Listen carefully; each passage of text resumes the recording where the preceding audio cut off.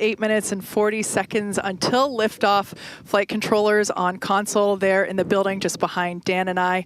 You can actually see the rocket in the distance at the pad 6 miles away. Our excitement is growing. I already am not sure if I'm going to be able to remain coherent after witnessing this, so looking forward to it. You'll be all right. You'll be all right. Just a quick status check. The ship fully loaded in its main tanks on LOX and fuel. We're going to load the header tanks, and booster is going to be closing out real soon as well. Let's talk about that second catch attempt, though. So we're going to use the tower's 2 gigantic robotic arms, call them the chopsticks, same thing we used to stack Starship onto Super Heavy for all the integration ahead of a flight, and that's what we used to catch by moving stuff like landing legs from the booster to the ground side. It's a lighter booster, means you can carry more into space. Now, in a nominal operational scenario following liftoff and after the 2 stages separate in flight, Super Heavy will return to the launch site, reignite its engines to slow the vehicle down, and the tower's arms will catch the rocket booster. And just to get to this point, just like before, thousands of distinct vehicle pad criteria have to be met prior to that return and catch. We need healthy systems on the booster, healthy systems on the tower, and a manual command from our mission flight director for the day. If we don't send that command before the boost back burn ends, or if any of those automated checks kick us out, that's what happened on Flight 6, the Super Heavy booster will divert to an offshore trajectory, and it'll go out and do a landing burn and a soft splashdown in the Gulf of Mexico. Now, we have said it before, but it remains true today. We accept no compromises when it comes to ensuring the safety of the public and our team, and that return will only take place if the conditions are right. And one of the unique aspects of Starship flights is the return and the catch of that Super Heavy booster and the audible sonic boom that it comes with it in the area around the return location. General impact to anyone in the area is just a brief thunder-like noise, but it definitely lets you know it's coming. Oh, yeah. It's something our neighbors in Cape Canaveral, Florida and Vandenberg, California have become accustomed to over the years, and now we're bringing the boom to Boca. So here's a peek of what to expect.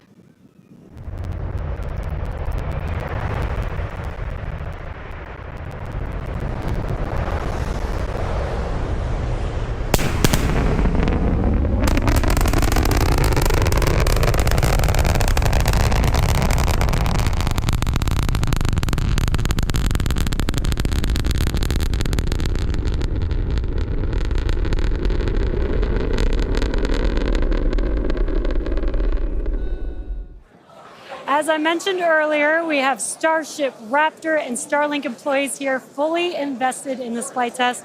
And of course, many other SpaceX employees also here across our site supporting their teammates. Every flight test has been pretty unique, and we're all very excited for another round of firsts, but I'm pretty sure the crowd is looking forward to potentially watching those chopsticks catch another booster. So let's see how excited they are today.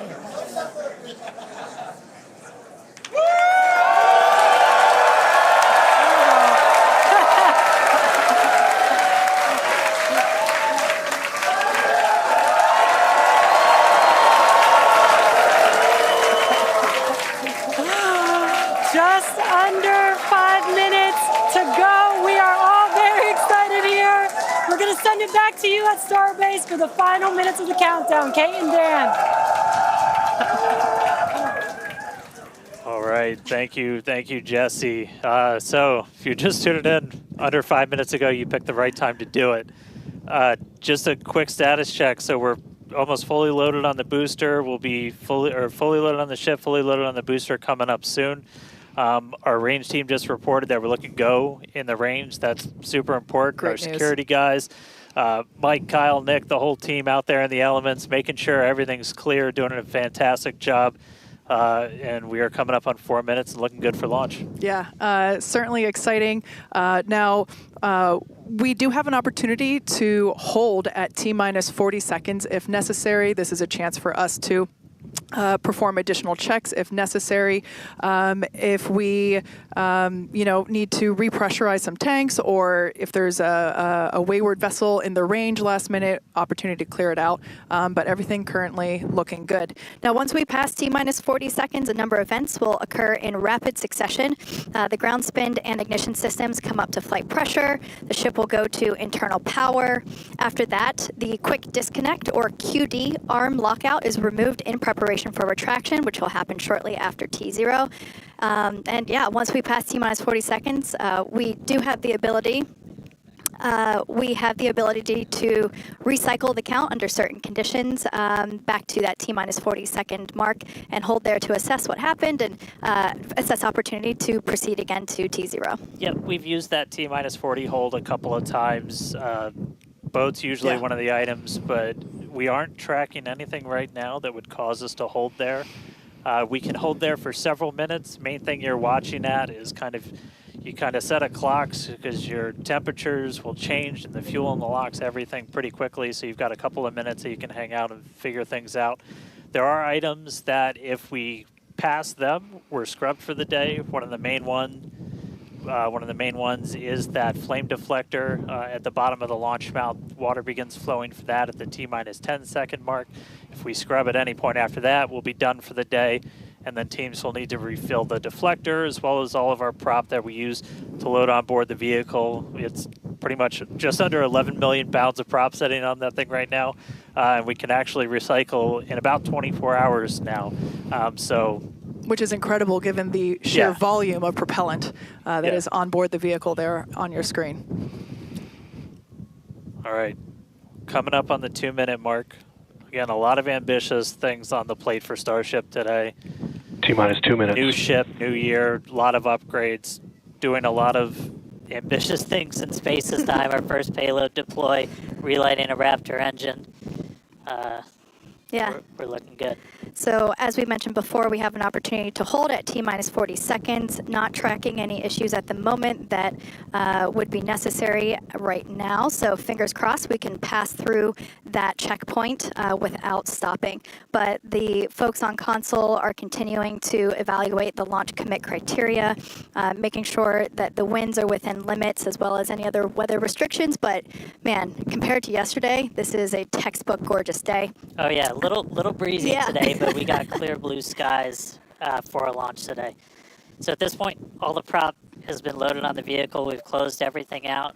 We're doing our final thrust vector control, our steering for the engine checkouts.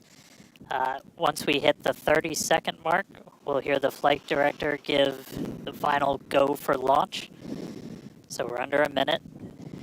As we said, we're not expecting a hold at T-minus 40. But do not be shocked if that happens. It has happened in the past, and we can hang out there for a couple of minutes if we need to. If memory serves me right, we hold my breath for 4 seconds. Pass through prop load gate.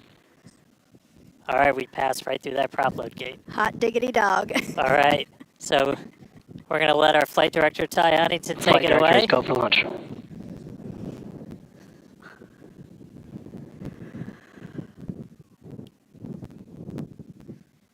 And 20 seconds.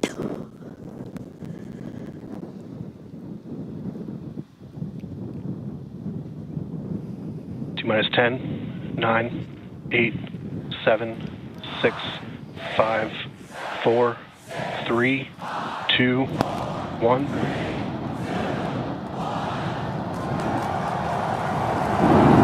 We have liftoff.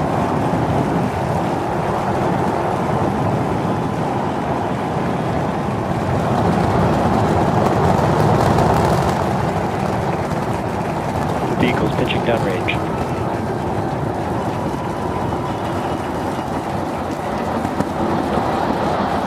Booster check pressure is nominal.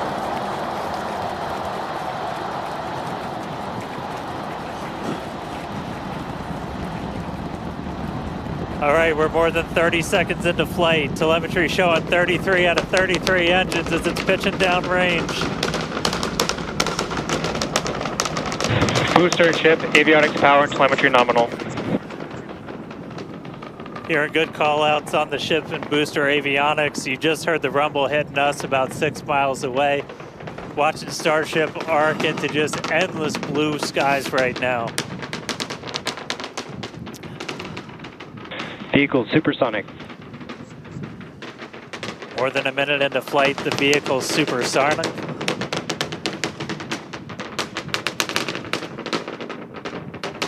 Max Q. So we just passed through max Q. That's the greatest stress the vehicle's going to experience on the way uphill.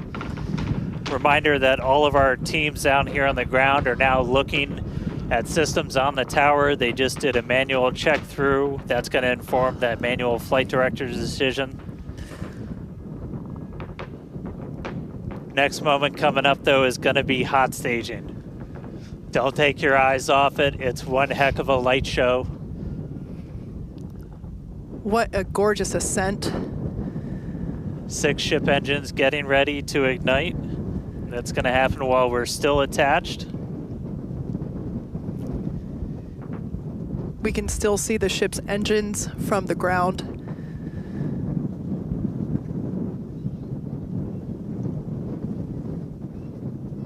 Got a little under 30 seconds away from that. We are hearing good call outs on the tower preparedness from the manual checks. Reminder though, we've still got automated checkouts on the booster and the ship itself.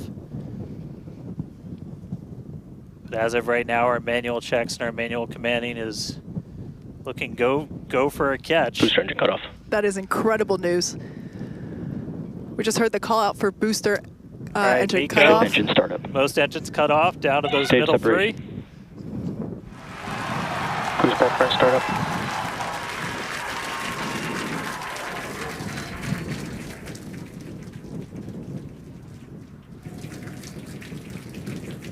All right, hot stage Raptor, chamber confirmed. pressure We've is got a nominal. booster hopefully on its way back to us, and a ship now making its ascent burn into space.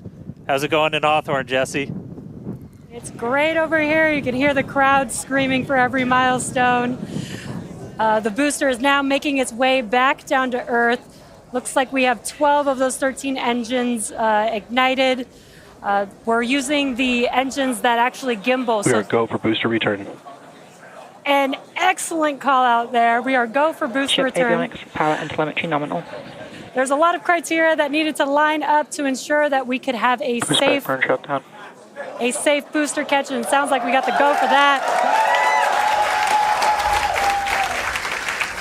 And there you can see on your screen, we had we just jettisoned the hot stage, and there's a great, excellent view there of the hot stage floating away from the super heavy booster. Now we've shut down the engines for that boost back burn. That confirms boost back burn is now complete. That was the first of 2 burns required for the vehicle to make its way back down to Earth.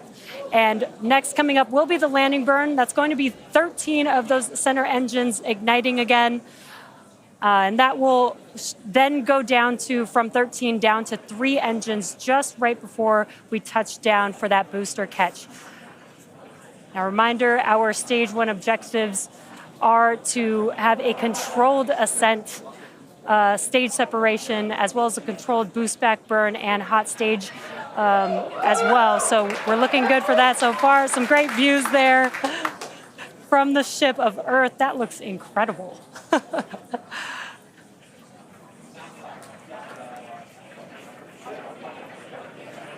Now, Starship's ship is still firing its engines right now. Starship trajectory nominal. And great call outs. Starship trajectory is nominal.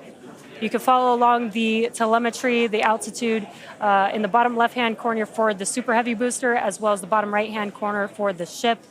And these views are just amazing.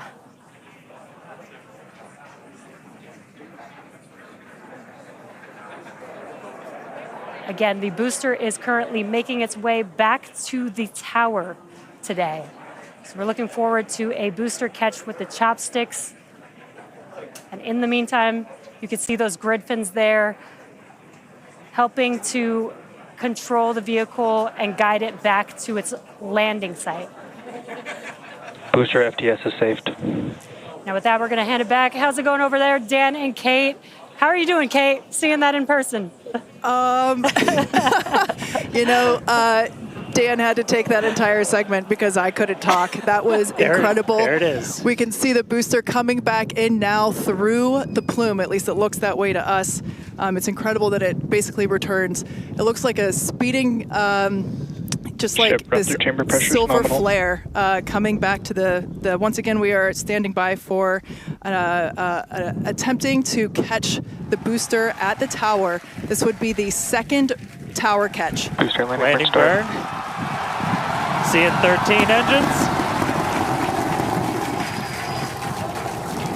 Booster now hovering as it aligns with the tower for catch. Booster coming in. Get Down ready to- for that boom, Kate. Down to 3 engines. Booster landing for shutdown. Megazilla has caught the booster.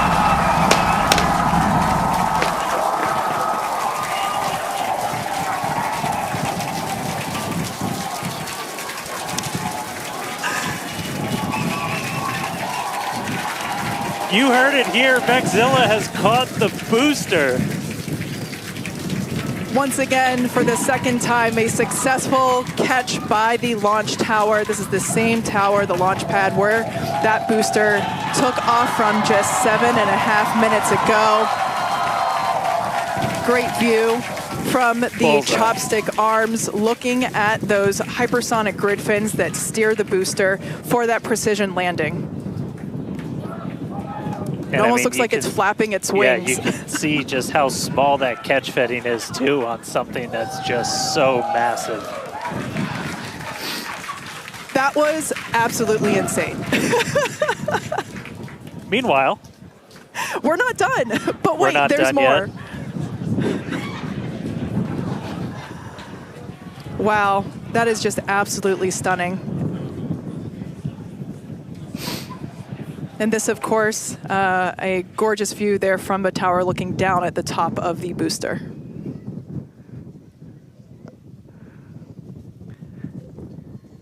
all right, and we are tracking. Now we're standing by for views from the ship, but who can take their eyes off of that incredible sight?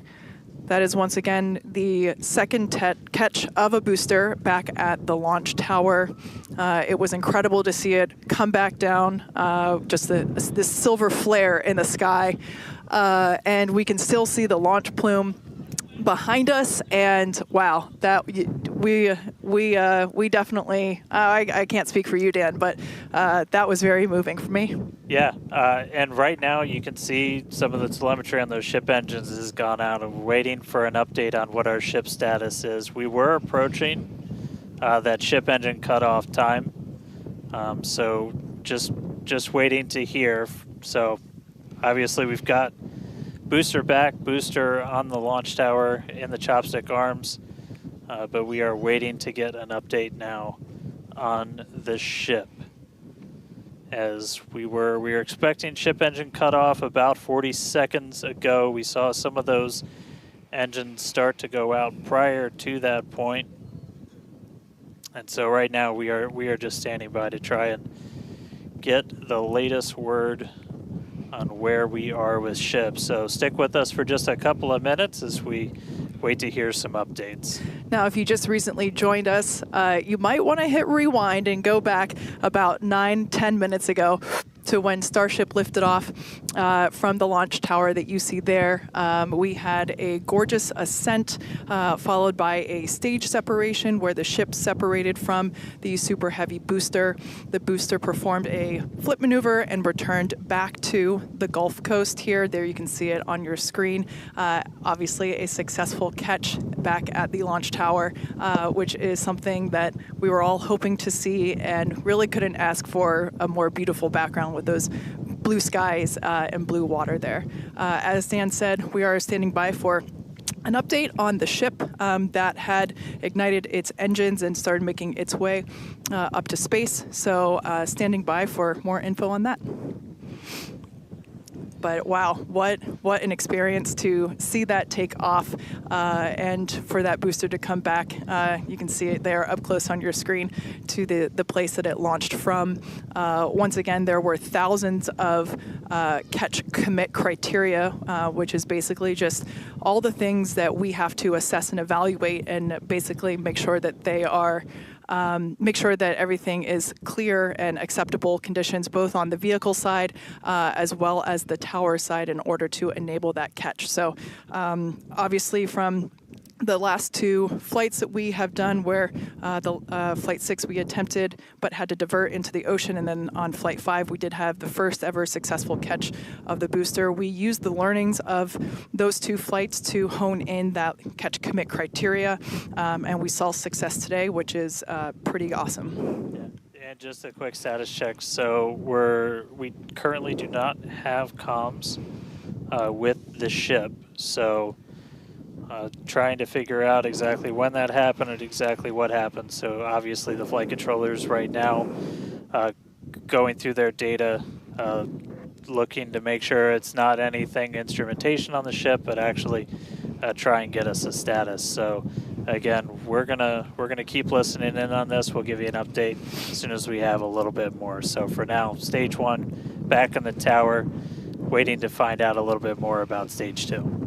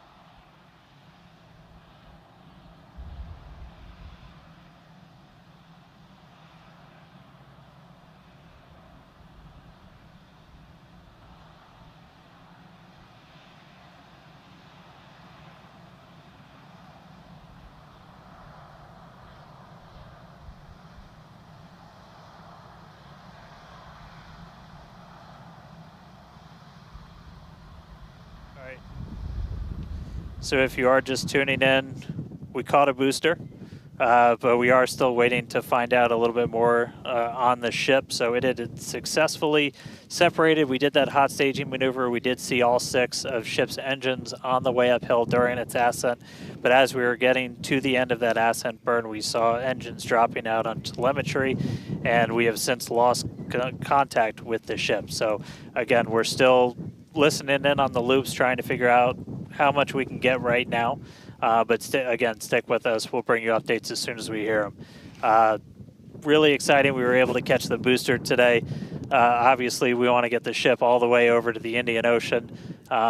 May not be able to do that at this point, but we'll give you some updates as soon as we hear a little bit more about the ship.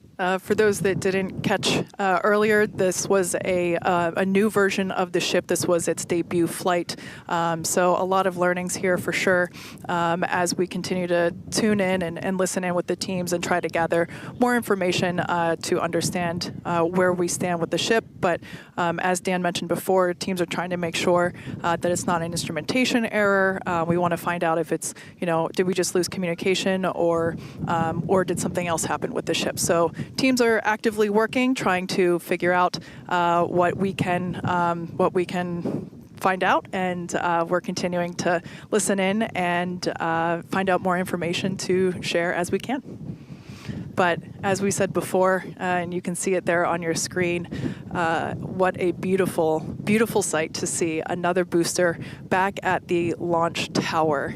That was successfully caught just minutes ago after sending the ship off into space, and having seen it for the first time with my own eyeballs in person, it was pretty awesome. And yeah, the thunder-like sonic boom was really fun to experience. Yeah. So we are getting a little bit more. So we did lose all communications with the ship. So I mean, that is essentially telling us that we had an anomaly with that upper stage. So we were just coming up to the end of that ascent burn for the ship. when we stopped when we started to lose a couple of the engines, we saw those dropping out, and then we did lose telemetry from the ship, so that means we didn't have contact with it. So at this point, we are assuming that the ship has been lost. So this was a brand new vehicle, essentially. This was kind of an upgrade version. So with that, there's a lot of things you're upgrading, but there's a lot of things you're going to learn as all of those systems are now interacting with each other for the first time.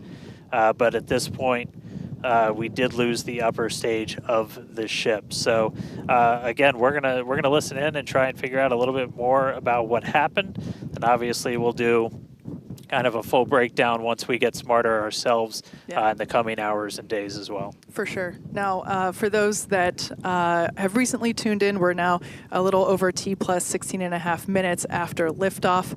We do believe that we have lost the ship during its ascent phase. It's successfully separated from the Super Heavy booster, but during that ascent phase, a couple of the engines dropped out, and then shortly thereafter, we lost communication with the vehicle. So we are assuming that we have lost the ship, but we are standing by to confirm that, and once we can, we will. But this was a new version of the ship, of Starship, and it was intentionally designed and flown in order to basically test the envelope, as we have done with every one of these test flights, the keyword there being test, and really trying to understand the boundaries and the maximums for the ability of this vehicle to fly and understand where those boundaries are. So we always knew that excitement is guaranteed today, success not guaranteed. And so yeah, we are standing by to see if we can learn more about the status of the ship.